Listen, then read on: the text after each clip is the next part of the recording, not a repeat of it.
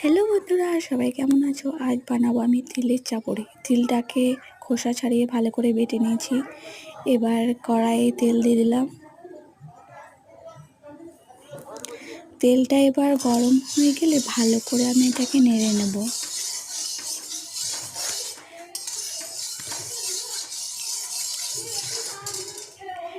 একে একে এবার তিলের চাপড়িগুলো ফেলে দেব।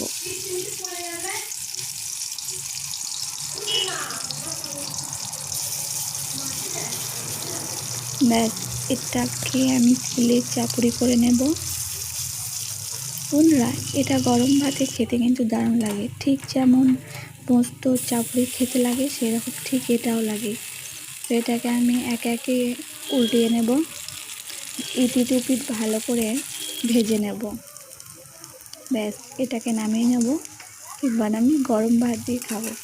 খেতে কিন্তু হেভি টেস্ট লাগে।